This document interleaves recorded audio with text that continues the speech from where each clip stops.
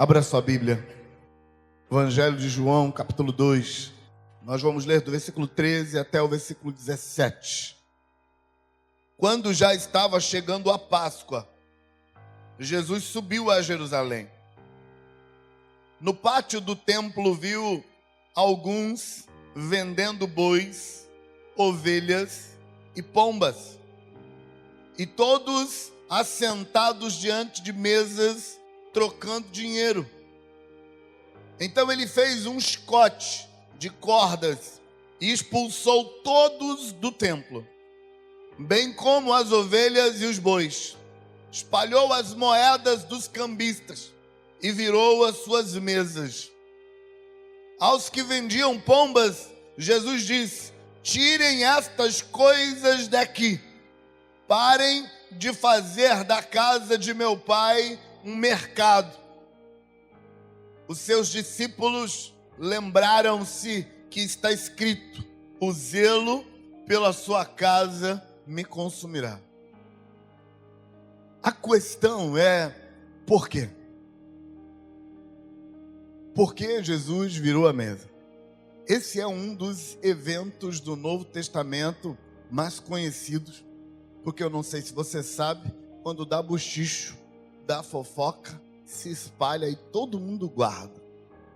Sabe, não são muitos eventos do Novo Testamento que são tão lembrados, tão conhecidos no senso popular quanto esse. As pessoas não se lembram muito de determinados eventos, mas desse elas lembram. Todo mundo lembra que um dia Jesus virou a mesa, literalmente, aparentemente perdeu as estribeiras, meteu o pé, fez um chicote de cordas improvisado, achou uma corda ali, pegou a corda, dobrou, preparou um chicote e tome chicotada. Claro, ele não bateu nas pessoas, o chicote era para bater nos animais. Aquele chicote que bate nos animais para eles saírem do local. Jesus fez isso. E o tom que Jesus usou naquele momento, naquela intervenção, foi um tom extremamente irado, intenso, forte. E ele conseguiu o que queria, colocou todas aquelas pessoas para fora do templo. A questão é que isso não parece muito com Jesus. Jesus parece, nesse episódio, extremamente envolvido emocionalmente, embora eu não acredito que Jesus estava. Mas ele parece estar levando extremamente a sério uma questão que não parecia ser padrão de Jesus. Por exemplo, um pecado um pouco mais sério do que o pecado de usura. O pecado de usura é um pecado financeiro, ele era apontado na Bíblia, e era ele que estava sendo praticado ali. Daqui a pouco eu te falo um pouco mais sobre o pecado de usura. Mas o fato é que tem outro pecado mais sério do que esse. Por exemplo, o pecado de adultério. E João, o próprio apóstolo, nos conta que uma mulher foi pega no flagrante. Não foi provas circunstanciais que comprovaram que ela era adúltera, não. Ela foi pega no flagrante. E essa mulher seria apedrejada. Jesus se envolveu na história e no final das contas a mulher ficou livre. E Jesus disse para ela: vai e não peques mais. Mas Jesus não demonstrou essa confusão, essa tensão toda com relação ao pecado de adultério daquela mulher, tanto quanto ele se manifesta a esse pecado da usura financeira. Outros momentos em que Jesus teve a oportunidade, por exemplo, de estar com publicanos e pecadores, que também são pecados financeiros e também ligados à usura, porque os cobradores de impostos ou publicanos, eles costumavam cobrar a mais do que o Império Romano mandava para ficar com uma grana para eles, porque o Império Romano não se importava em fiscalizar a corrupção, desde que a parte que o Império Romano queria chegasse para eles, o que a pessoa fizesse, eles não se importavam. Alguns cobradores de impostos foram amigos do peito de Jesus, como Zaqueu, o publicano. Ele roubava tanto chegando perto de Jesus, o relacionamento com Jesus fez Zaqueu falar assim: olha, eu vou devolver 4 vezes mais o que eu roubei das pessoas. Ele confessa que roubou. Mas Jesus em momento nenhum demonstra uma tensão forte com relação aos pecados de Zaqueu. Quem tomou a postura de se rebelar contra os próprios pecados foi o próprio Zaqueu. Outras vezes, como por exemplo num caso que acontece em Cafarnaum, um homem com um pecado tão sério que o colocou numa maca, provavelmente tetraplégico. Jesus o perdoa e diz: todos os seus pecados estão perdoados, e agora que todos os seus pecados estão perdoados, levanta e anda. Gente pecadora nunca mexeu com o ego de Jesus. Não era comum Jesus perder as estribeiras quando encontrava as pessoas que cometiam os pecados mais sérios. E talvez você fique pensando que o problema aqui é porque era financeiro. Mas não pode ser, porque Zaqueu, por exemplo, e outros cobradores de impostos como Mateus, cujo nome hebraico era Levi, também tinham problemas nessa área, e Jesus os trata com carinho, com cuidado, com compreensão, com empatia. Mas ali no templo, Jesus literalmente fica intolerante, tolerância zero àquilo. Então tem alguma coisa acontecendo aqui no templo que é séria o bastante para fazer o mestre se exasperar. Tem alguma coisa acontecendo aqui que tira Jesus do sério, como dificilmente alguém conseguia tirar. E quando eu uso a expressão tirar do sério, por favor, não me interprete mal. Não pense que eu estou dizendo que Jesus ficou fora de controle. Eu não acredito nisso a respeito de Jesus, embora essa seja a interpretação de algumas pessoas. Algumas pessoas acham que Jesus perdeu as estribeiras. Não acho. Eu acho que Jesus sabia usar a linguagem certa quando era necessário, inclusive a linguagem do perder as estribeiras quando era necessário. Acho que Jesus estava completamente sob controle das emoções dele, e ele fez aquilo porque aquela era a linguagem que seria entendida naquele momento. Mas o fato é, Jesus toma uma postura forte, firme, que ele não tinha tomado antes. Para você entender isso, a gente precisa entender o que estava acontecendo. O texto do salmista começa nos contando que era o tempo da Páscoa. A Páscoa estava quase chegando.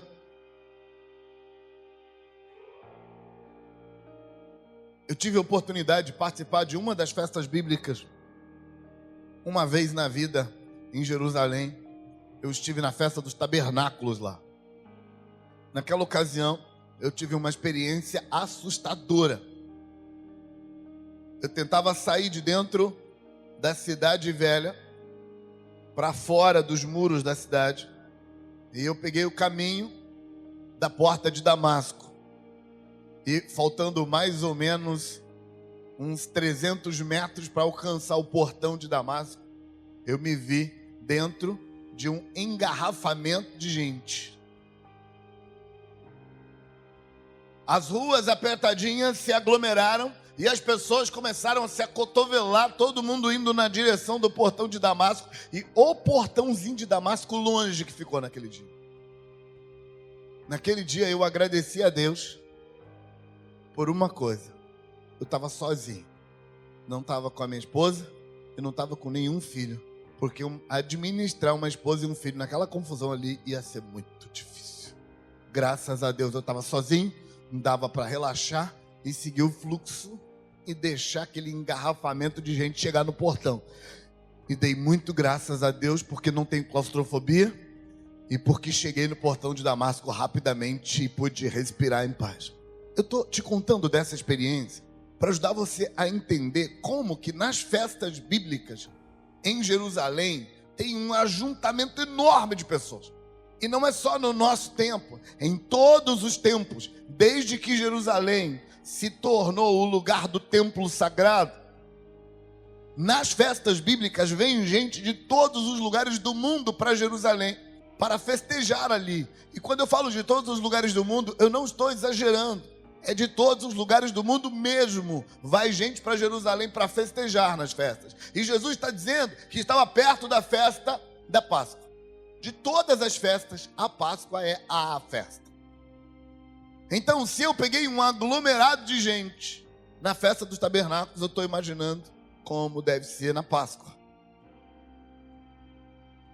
Muita gente vindo de fora. E as pessoas que vinham de longe, quando chegavam na cidade, elas queriam oferecer sacrifícios.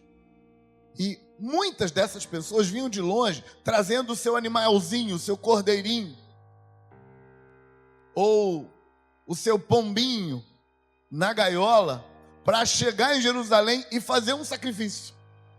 Mas ele teria muito trabalho, porque eram dias, às vezes meses na estrada, para chegar a Jerusalém. Eles teriam o trabalho de cuidar desse animal, de alimentar o animal, de proteger o animal, de carregar o peso do animal, até chegar em Jerusalém para fazer o sacrifício. Depois de algum tempo, eles começaram a fazer de outro jeito. Em vez de trazer o animal de longe, eles vendiam o animal que eles queriam sacrificar ao Senhor, lá onde estava, botavam o dinheirinho no bolso e iam para Jerusalém com o dinheiro, e em Jerusalém eles compravam outro animal. Acontece que os criadores de gado da região de Jerusalém começaram a perceber que isso era um bom negócio, criar gado para vender para o pessoal que vinha fazer sacrifício. E onde tem bom negócio, tem concorrência. Quando a concorrência começou a acontecer, as pessoas que tinham gado para vender, em vez de ficar lá na sua fazenda, no seu sítio, esperando o cliente aparecer lá para comprar, eles começaram a pegar o gado e levar para a porta do templo. E na porta do templo eles começaram a negociar para vender, para facilitar, porque se está mais fácil para o cliente, você ganha o cliente mais fácil e ganha a concorrência mais fácil. Acontece que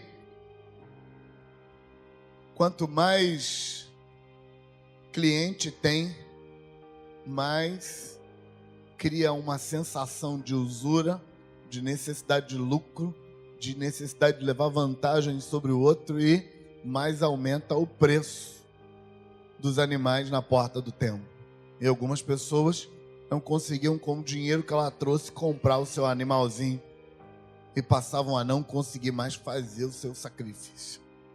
Junto a esse povo que estavam vendendo os animaizinhos, começou a aparecer um outro grupo, porque as pessoas que vinham de longe, que vinham, por exemplo, da Grécia, eles traziam uma moeda que era estranha. A moeda romana era mais fácil de ser trocada ali, mas a moeda grega, por exemplo, era difícil. E outras moedas de outras nações, embora a moeda romana não era a moeda do templo. A moeda do templo era uma moeda judaica. Mas não era tão difícil trocar a romana. Difícil era trocar de outros lugares. Mas de qualquer forma, apareceu um profissional chamado cambista. O cambista vinha com o dinheiro do templo, com o dinheiro de Israel, e trocava pelo dinheiro estrangeiro e dava uma facada como taxa de câmbio. Cobrava juro para trocar o dinheiro, mas cobrava muito juro. E claro, ali na porta do templo começou a haver disputa entre os cambistas, porque um cambista queria puxar o cliente para o lado dele para fazer a troca e ganhar um pouco mais. O outro cambista queria puxar o cliente para o lado dele, e um usava de meios escusos para que esse cliente não fosse para o outro, e a confusão foi se estabelecendo. E aí eles começaram na porta e eles foram entrando. O templo de Herodes nessa época tinha um grandioso pátio. A parte maior do templo não era o templo, era o pátio externo, o pátio que dava acesso para as pessoas. Mas você precisa entender que o pátio do templo, para eles, era templo. Aliás, irmãos, essa nossa mentalidade de cultuar dentro do templo é nossa. Para eles, o templo era um símbolo. O culto deles acontecia ali, ao redor do templo. Aliás, todas as vezes que você vê Jesus ensinando no templo, não é lá dentro, é do lado de fora. É no pátio do templo. Todas as vezes que você lê no Novo Testamento que Jesus estava ensinando no templo, não era lá dentro, como a gente está ensinando aqui agora, era no pátio do templo. E ali no pátio era que tudo acontecia, os sacrifícios eram ali, as adorações eram ali, o louvor era ali. Lá dentro era só coisa muito séria. É nesse pátio que os cambistas estavam vendendo, trocando, os vendedores estavam vendendo. E o pior, na medida em que os dias passavam, eles iam ficando cada vez mais para dentro. Cada vez mais para dentro. Jesus chegou um dia, eles estavam para dentro demais naquele dia. E aí Jesus radicalizou geral. Jesus fez uma corda e saiu distribuindo chicotada nas ovelhas, que tadinha, não tinha nada a ver com isso, mas ela tinha que ser tocada dali. E Jesus deu chicotada na ovelha, deu chicotada no cabrito, botou para fora e virou a mesa dos cambistas e botou todo mundo para fora. E ele fecha a conversa dizendo: não façam da casa de meu pai esse lugar de gente escusa, esse mercado. Não devia ser assim na casa de meu pai.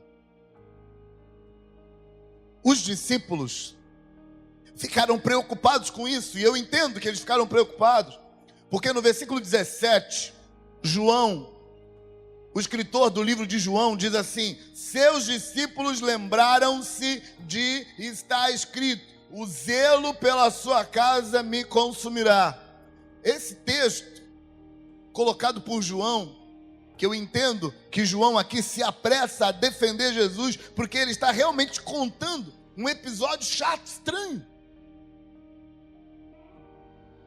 O episódio é tão chato, é tão estranho socialmente, tão esquisito, que os discípulos se preocuparam em colocar no texto onde eles contam a história uma desculpa, uma razão para o mestre estar fazendo isso. Quando eles dizem, os discípulos se lembraram de que está escrito: o zelo por sua casa me consumirá. Isso é uma referência ao Salmo 69. Salmo que eles usavam para cantar naquela época. E naquela época o Salmo 69 já era uma referência ao Messias. Uma das profecias sobre o Messias na época era de que quando o Messias chegasse, o Salmo 69 se cumpriria na vida dele. O que o Salmo 69 diz? O Salmo 69 diz que o zelo da casa de Deus, o zelo pela coisa certa, o zelo para colocar tudo no lugar, ia fazer com que o Messias encontrasse inimigos. O Salmo 69 diz que o Messias seria rejeitado pelos seus irmãos, porque ele foi excessivamente zeloso pelas coisas de Deus. Os discípulos estavam, portanto, dizendo assim: gente, calma, Jesus fez isso, mas ele fez por causa do Salmo 69, porque ele é o Messias. O que indica que ficou um sentimento ruim, um gosto amargo na boca, até do povo daquela época. Tem uma sensação estranha operando, um sentimento de: por que o mestre está agindo desse jeito? Por que ele está sendo tão duro? Especialmente quando a gente pensa que ele encontra uma mulher samaritana na beira de um poço. E nas regras judaicas, um homem não conversava publicamente, não conversava na rua nem com a mulher dele. Nem com a mulher dele. Um homem conversar com uma mulher na rua, certamente alguém ia chegar perto e perguntar: por que você está conversando com ela? Tem algum problema? Porque homem conversando com mulher na rua é tipo: aconteceu um acidente. Alguém morreu, alguém quebrou a perna, deu algum problema, tem alguma coisa errada. É por isso que em João 4, quando você lê o texto que Jesus está conversando com a mulher, os discípulos chegaram e ficaram querendo perguntar: por que você está conversando com ela? Mas Jesus é um quebrador de paradigma. Ele vai para a beira do poço e bate maior papão com a mulher, converte a mulher vai para a cidade, salva todo mundo. Jesus nem está aí, ele quebra os paradigmas. Ele não era essa radicalidade toda, mas de alguma forma Alguma coisa está diferente agora, porque Jesus chega de voadora na frente do templo e bota todo mundo para correr e reorganiza o sistema. O que está acontecendo de errado? Quando Jesus entra na casa de Zaqueu, e Zaqueu é vítima dos pecados da usura, Jesus age com tranquilidade, com paciência, sem radicalismo algum. Mas agora é o pecado da usura que está entrando dentro da casa de Deus. Escuta isso. Há uma diferença enorme entre eu ser compreensivo, entre eu ser empático, entre eu ser tolerante com o mal lá no habitat natural dele. É diferente eu ser tolerante e compreensivo com o mal no lugar do mal está, com o pecado no lugar do pecado está. É diferente eu ser tolerante e eu entender o mal aonde é natural que ele esteja.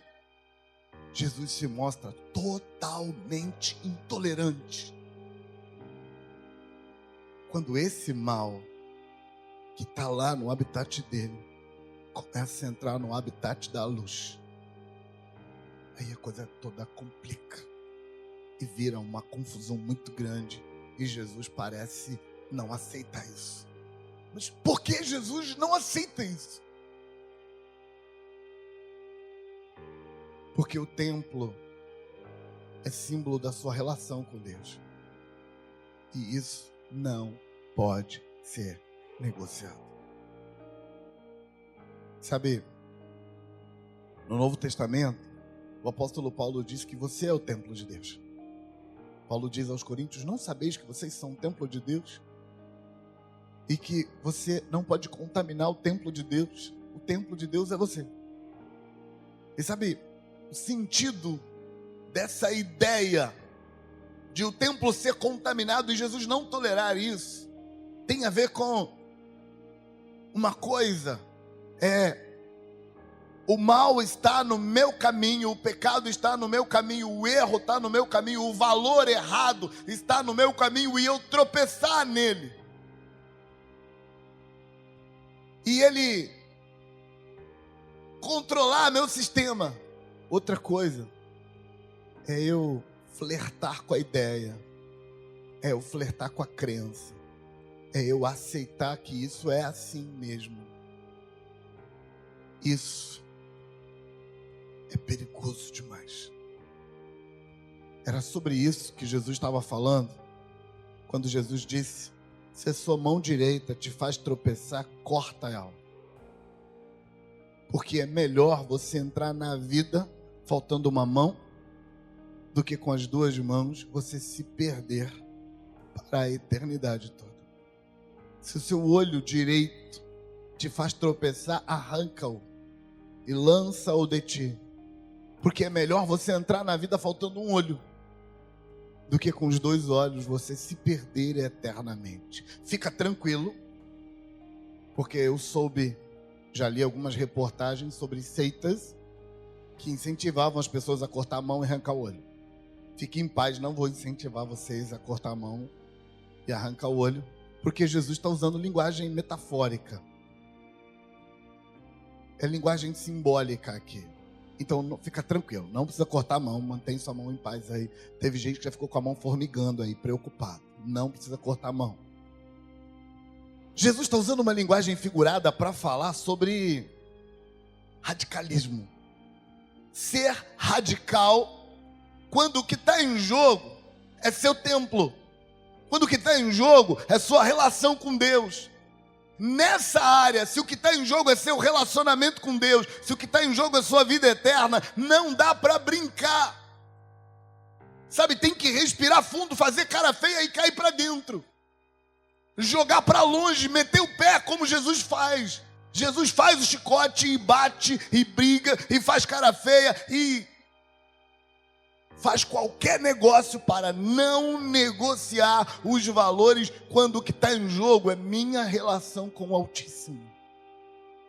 O templo é símbolo dessa relação.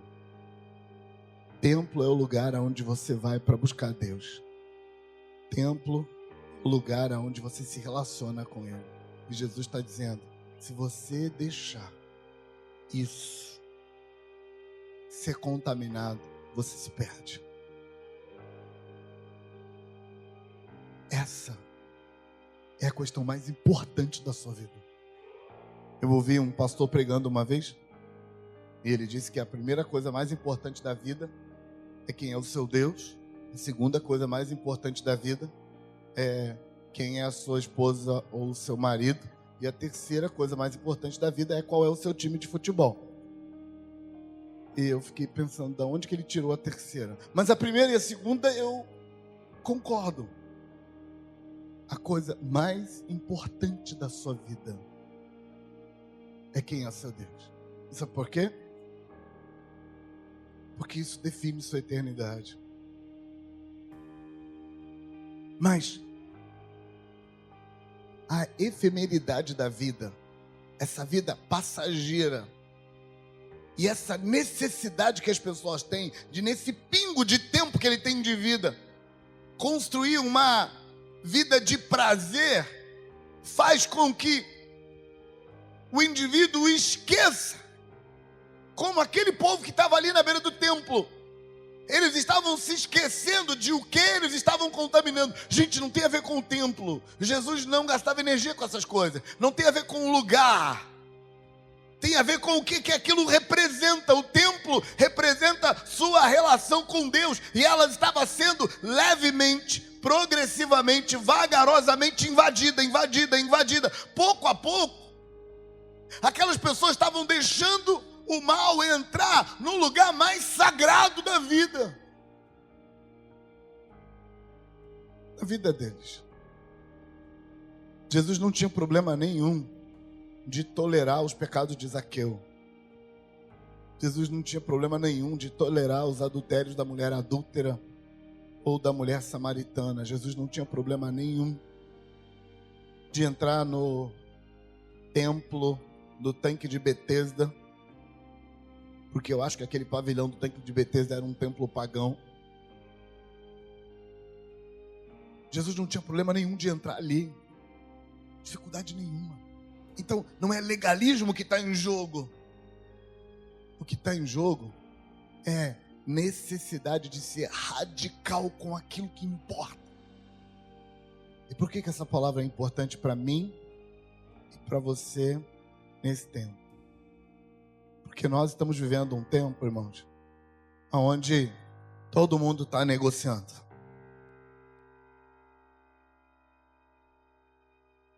Todo mundo está negociando. E todo mundo está negociando uma coisa muito importante, que é a relação com Deus. Talvez alguém pudesse falar para Jesus assim: mas Senhor, o Senhor esteve lá na casa de Zaqueu e o cara é um ladrão, o Senhor não falou nada. Aqui a gente está ganhando a vida honestamente, só vem falar isso. Que 2 pesos e 2 medidas são esses, Senhor? Mas não é 2 pesos e 2 medidas. Não tem a ver com isso.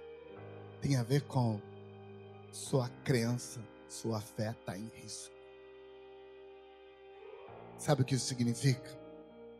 Isso significa que você pode